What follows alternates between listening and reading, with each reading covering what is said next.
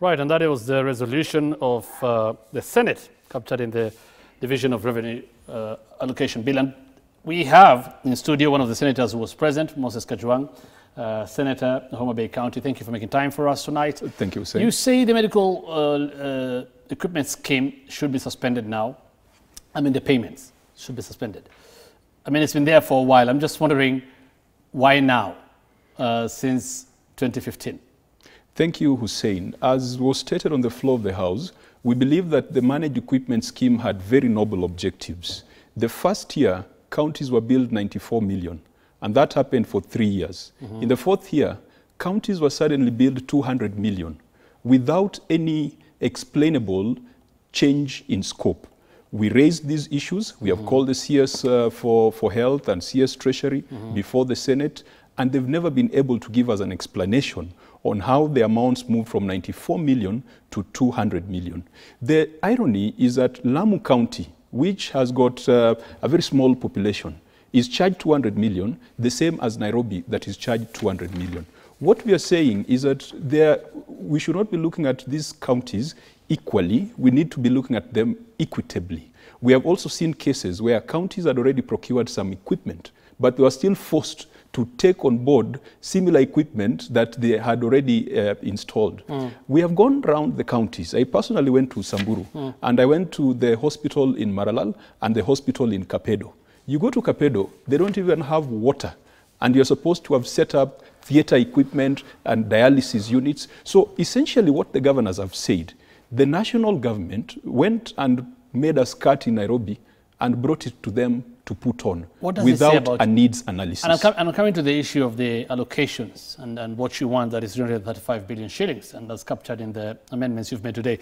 But I mean, what does that say about this governance? And we saw when Honorable Oparanya appeared, and he said he was coerced, talking about not seeing a contract, not seeing a document. Same has been said by Senator Mutula Kilonzo today.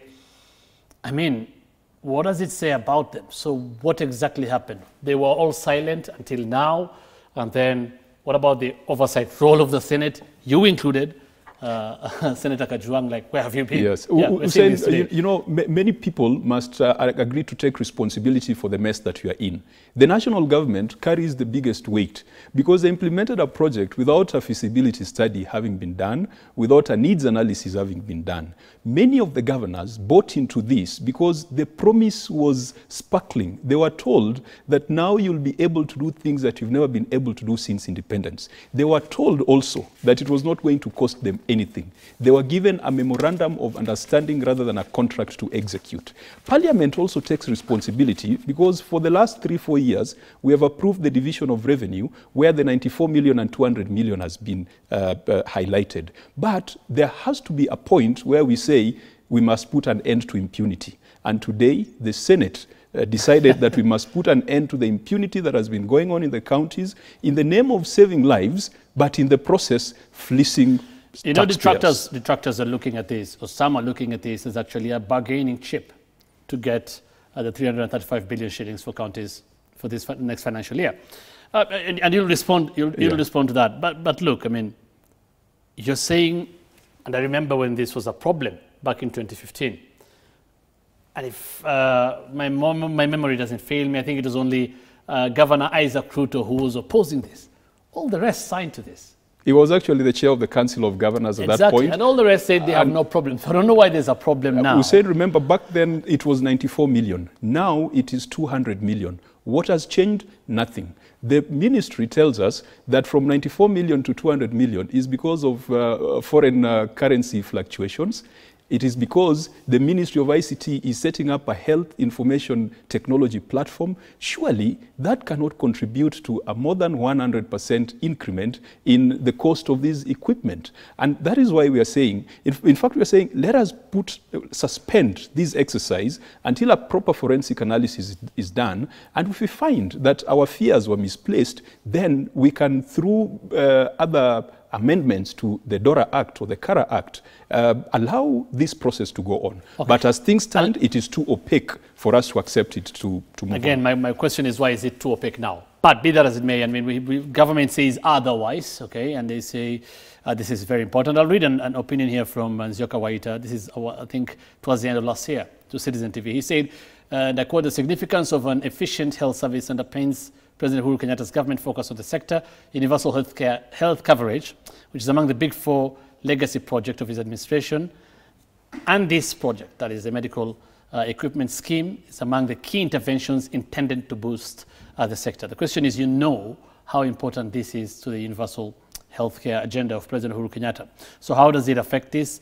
And he was talking about the importance of this. For example, the key successes, including number of public hospitals that are now offering dialysis, shot from 49 to 5 in 3 years, ICU and high dependency units, beds in public hospitals increasing to 116 and 63, up from 50 and 30 respectively in the corresponding period. And other issues, he was talking about how important this is. I remember when Nzioka Waita did, I think he published that in one of the papers, and I met him when we were in Bondo at one of the universities, and I shared with him my views that we are not opposed to the objectives of the initiative. What we have problems with is its implementation and the huge financial outlay that we believe is shrouded in mystery, and we believe is creating room for rent-seeking and creating room for corruption. No one has explained to us why this is moving from 94 million per county to 200 million per county. And secondly, Hussein, this is Parliament playing its role in budget making. A lot of Kenyans have criticized Parliament for being a conveyor belt for issues that come from the Treasury. We have sat down, our Finance Committee did public hearings, many stakeholders came in and presented their views. These are not views that are limited to members of the Senate. These are submissions that came from the Council of Governors and several other stakeholders. Everyone who came before us believes that this managed equipment scheme seems to be a conduit for corruption. If you look at the amounts that have been applied to it, it's close to 30 billion over the, over the last 3-4 years.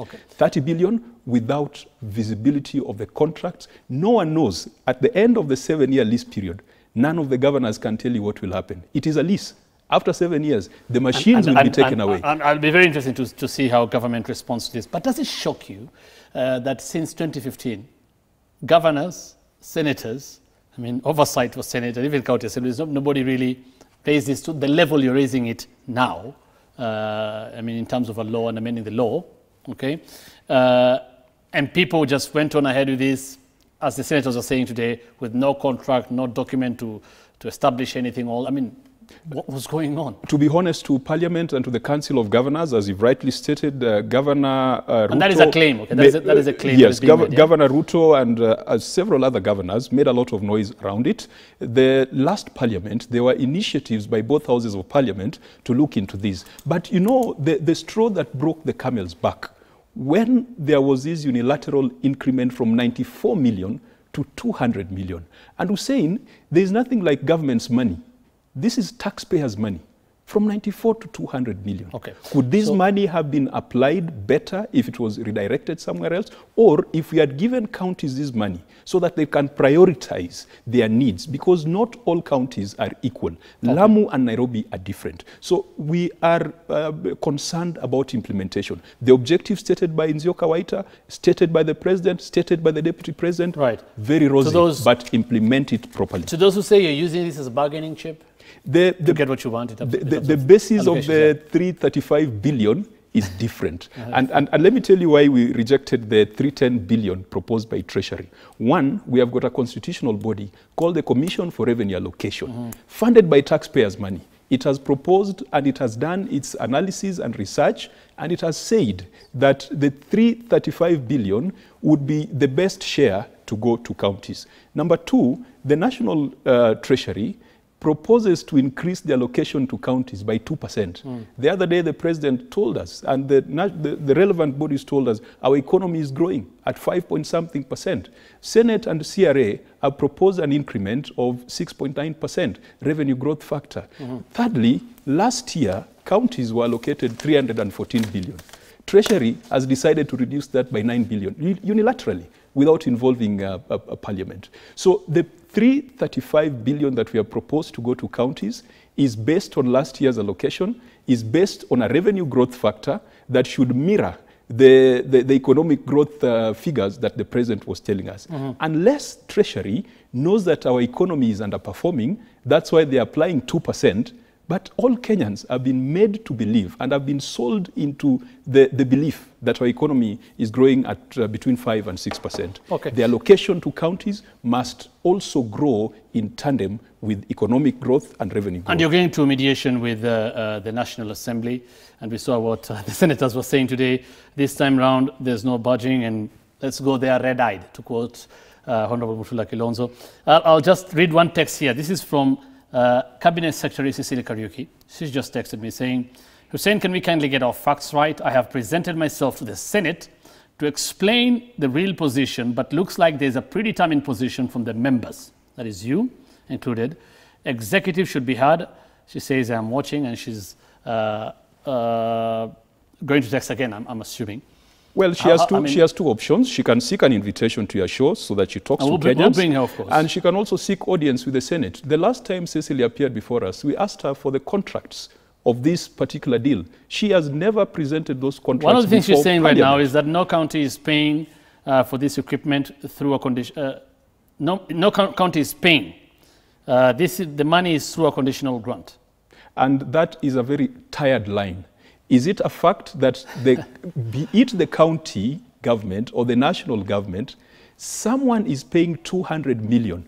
And this idea that this money does not belong to counties, it belongs to national government, is a very hopeless idea. Okay. That money belongs to Kenyans. Whether it is being paid by the National Treasury or the county treasuries, she must explain to this country why the allocations have moved from 94 million to 200 million without a corresponding increment in the services rendered to the counties. Okay, I'll read another text here. This is actually on Twitter, some feedback. This is Rain, who says, MOH, Ministry of Health, I think cartels have been benefiting from the managed equipment to counties.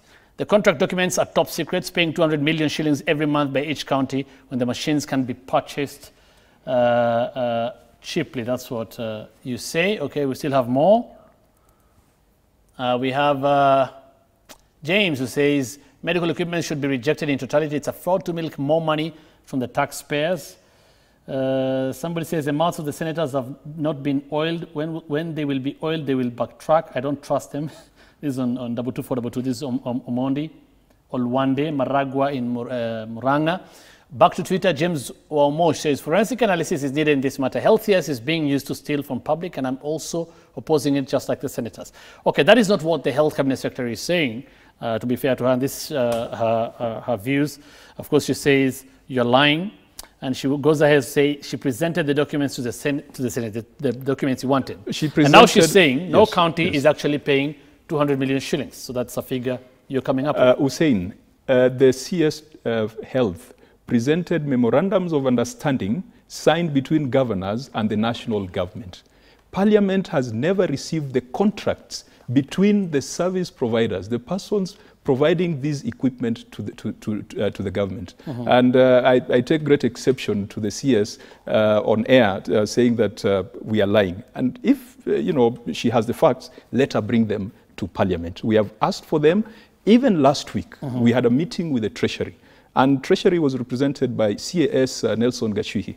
We asked him to provide us with copies of the contracts. He was not able to commit when he would present those contracts to Parliament.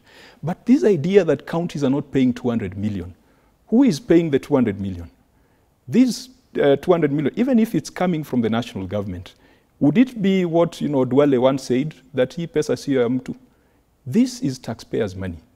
And whether the Senate is asking the question, the National Assembly is asking the question, or the county governments are asking the question, Kenyans must be told why a service that was valued at 94 million 2 years ago has suddenly become valued at 200 million. And this is 200 times 47, Hussein. We need to contextualize it. We are talking of 9.4 billion Kenya shillings every year. And yet Kenyans are being taxed more for a housing levy fund. So we just need to get our priorities right as a country. I'm sure there is money in this country only if it is applied properly and prudently. You are the senator of Homa Bay County. Can you confirm how much your county is paying?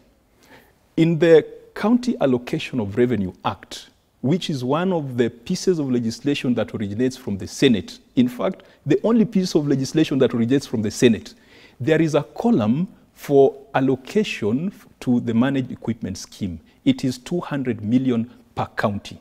200 times 47, total 9.4 for billion. your county, so you're confirming your county is 200 million in the last financial year. Prior to that, it was 94 million for every county. And we're saying these are things that are in the public domain. You can Google County Allocation of Revenue Act. You will see the 200 million allocated per county for the managed equipment scheme. All right, we have the Cabinet Secretary is actually now live on phone. Honorable Cecily Kariuki, thank you for weighing in on this matter. And you've said, get any county to get evidence of paying 200 million shillings. Let's not work up the emotions of Kenya. That is actually what you feel is happening here.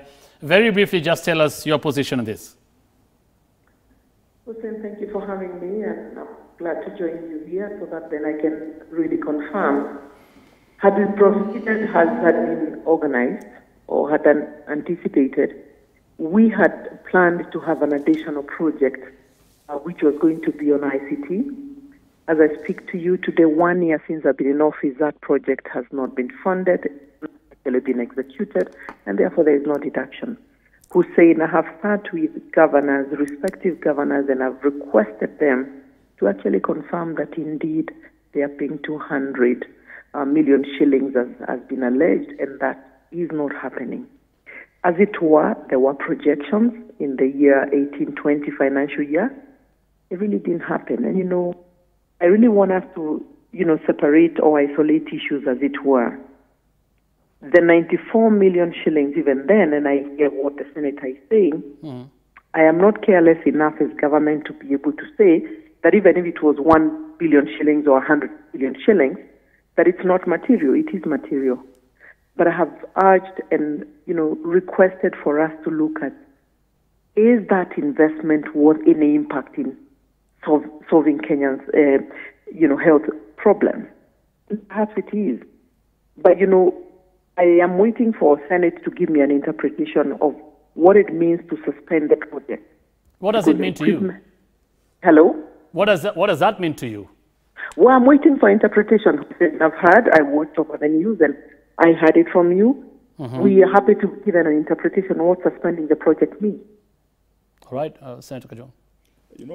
Hussein, I'm looking at the County Allocation of Revenue Act for the prior year. And you've got the second schedule, S51.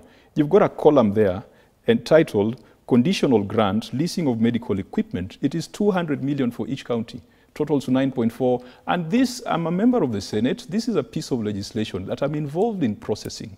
Now, the national government and the CS Health, her argument is that that money is not paid from the account of counties, but it is paid from some account. It is not paid from her personal account or the president's personal account. Okay. It comes from the consolidated fund. That is taxpayers' money. And we're saying we have a right to question from 94 million to 200 million.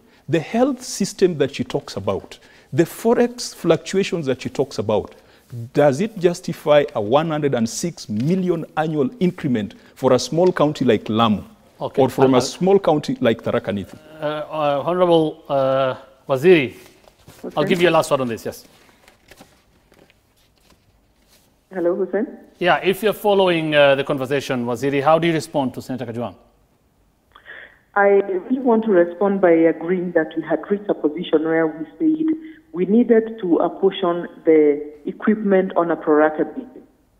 But if I was to let you in, you will know that there were two main hospitals that had been identified in each one of the counties, one being the main hospital and a support hospital.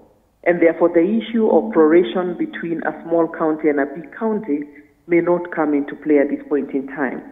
I think what I'll be happy to share with Kenyans when I come to the studio is which equipments have been placed in which county. And then you'll be able to see perhaps the issue of doing it on a pro rata basis may not really happen. All right. A lot of questions around this, and of course she's saying, Waziri is saying she's going to see, she's waiting for the interpretation of what you've said today in terms of suspending the payment for this. Waziri, thank you so much.